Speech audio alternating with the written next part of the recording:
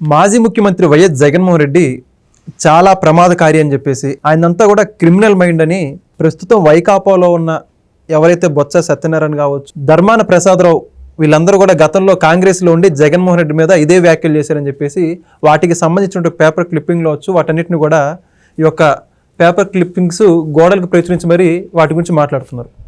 మరి మొత్తానికి ఇదే అంశానికి సంబంధించి మరిన్ని విషయాలు తెలుసుకోవడానికి మనతో ఉన్నారు ప్రముఖ రాజకీయ విశ్లేషకులు రాజేష్ అప్సాన్ గారు. సార్ నమస్కారం అండి. నమస్కారం సార్, జగన్మోహన్ రెడ్డి గురించి ఎవరైతే ఇప్పుడు ఈ మధ్య మొన్న కన్నీరు పెట్టిన బొత్స సత్యనారాయణ కావచ్చు, ధర్మాన ప్రసాదరావు వీళ్ళందరూ కూడా గతంలో జగన్మోహన్ రెడ్డిని ఏ విధంగా దూషించారో వాటన్నిటిని మరొకసారి ప్రస్తుతం విజయనగరం ఎంపీ కలిసి అప్పలనాయుడు గారు గుర్తు చేశారు. ఆయన దగ్గర టన్నుల కొద్ది డబ్బు ఉందని, ఇవన్నీ కూడా టీడీపీ వాళ్ళు చేసిన ఆరోపణలు కాదు, ఇప్పుడు ఎవరైతే ఆయనతో ఎమోషనల్ సెంటిమెంట్ అని ఆయనకి అండగా నిలబడ్డారో వాళ్ళు చేసిన వ్యాఖ్యలు అని చెప్పేసి అంటూ ఉన్నారు. ఏమంటారు ఆ మాటల గురించి? ఇప్పుడు మనకి కొన్ని సామెతలు ఉంటాయి.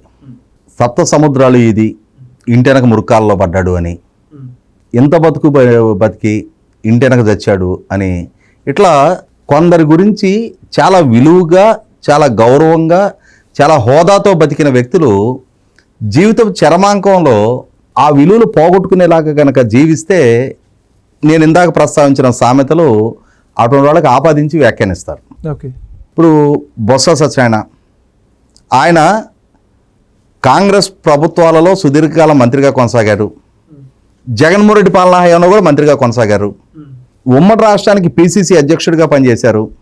ఆయన పిసిసి అధ్యక్షుడిగా ఉండగానే రాష్ట్రం రెండు ముక్కలైంది. ఆయన పిసిసి అధ్యక్షుడిగా ఉన్న సందర్భంగా జరిగిన ఎన్నికల్లోనే 2004 నుంచి 2014 దాకా ఉమ్మడి రాష్ట్రాన్ని పరిపాలించిన కాంగ్రెస్ పార్టీ విభజిత ఆంధ్రప్రదేశ్ రాష్ట్రంలో ఒక ఎంపీటీసీ స్థానం కూడా నెగ్గలేకపోయింది, ఒక మున్సిపల్ కౌన్సిలర్ స్థానం కూడా నెగ్గలేకపోయింది. ఎమ్మెల్యే ఎంపీ అనేది ఇక దేవుడు ఎరుగు. అంటే మంచో చెడో సుదీర్ఘ రాజకీయ నేపథ్యం ఉన్న వ్యక్తులు. ఓకే. వయసు రీత్యా, అనుభవం రీత్యా, వాళ్ళు చేసిన హోదాల రీత్యా చూసినప్పుడు ఖచ్చితంగా ఇందాక మనం చెప్పినట్టు సప్త సముద్రాలు ఇది అని చెప్పని రాజకీయాల్లో చెప్పుకోదగ్గ స్థాయి అనుభవం ఉన్నవాళ్ళు.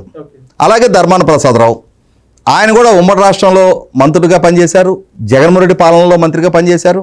అయితే ఈ మధ్యకాలంలో జగన్మోహన్ రెడ్డి అనుసరిస్తున్న రాజకీయ విధానాలు, ఆయన పార్టీ, ఆయన శ్రేణులు, వాళ్ళ సోషల్ మీడియా, వాళ్ళ సొంత మీడియా హింసను ప్రేరేపించేలాగా వాళ్ళు తీసుకుంటున్న కార్యాచరణ, వాళ్ళ నాయకుల వ్యవహార శైలి, వాళ్ళు రప్ప నరుగుతామంటాం, మ్యాజిక్ ఫిగర్ దాటగానే గంగమ్మ జాతరలో పొట్టేళ్ల తలను నరికినట్టు తెలుగుదేశం నాయకుల తలలు నరుగుతాము అంటాం.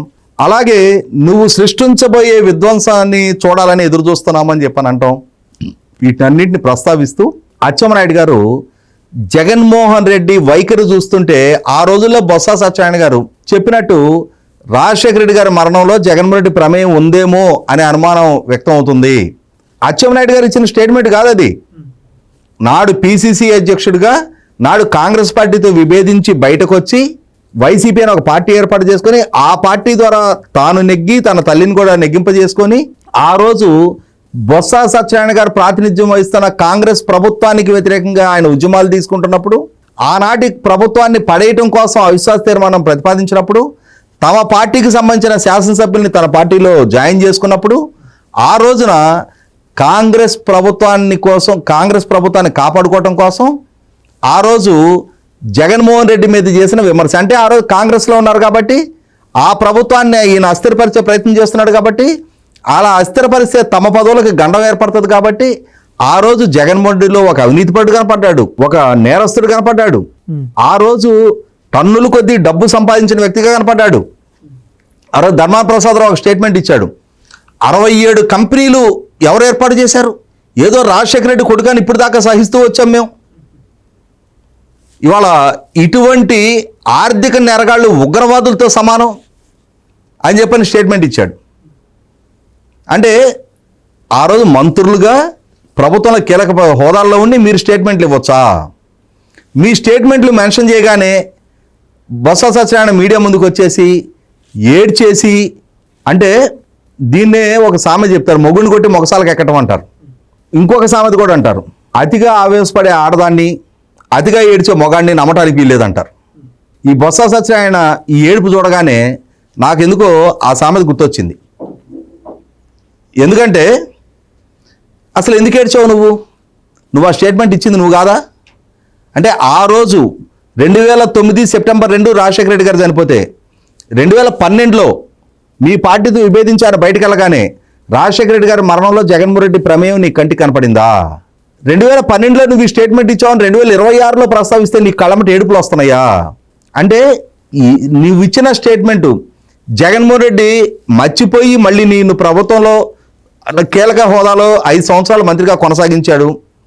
2019-24 మధ్యకాలంలో 2022 ఏప్రిల్లో మంత్రివర్గ పునర్వ్యవస్థీకరణ చేసిన మిమ్మల్ని మాత్రం మంత్రిగారిని కొనసాగించాడు కాబట్టి అని చెప్పని, అదే క్రమంలో మొన్నటి ఎన్నికల్లో విశాఖపట్నంలో మీ భార్య నిలబడ్డ సందర్భంగా జరిగిన ప్రచార సభలో పితృ సమానుడు అన్నాడు కాబట్టి అని చెప్పని ఇప్పుడు పుత్రవాత్సల్యం పొంగుకొచ్చిందా? జగన్మోహన్ రెడ్డి నేర చరిత్ర అందరికీ తెలిసిందే. చంద్రబాబు నాయుడు గారు ముఖ్యమంత్రిగా ఉండగా పరిటాల రవి గారి ఇంటి దగ్గర జరిగిన సూట్ కేసు బాంబు కేసులో ఆ రోజు జగన్మోహన్ రెడ్డి ప్రమేయం గురించి చర్చకు వచ్చినప్పుడు, పరిటాల రవి గారు ఆరోపణలు చేసినప్పుడు సిఎల్పి లీడర్గా ఉన్న వైఎస్ రాజశేఖర రెడ్డి చంద్రబాబు నాయుడు గారిని అసెంబ్లీ సాక్షిగా అర్థిస్తే ప్రాధేయపడితే ఆ రోజు జగన్మోహన్ రెడ్డి పేరు కేసులో లేకుండా పోయింది. పరిటాల రవి గారికి చంద్రబాబు నాయుడు గారు నచ్చ చెప్పుకొని రాజశేఖర రెడ్డి గారి విజ్ఞప్తి మేరకు జగన్మోహన్ రెడ్డి పేరు లేకుండా చేశారు.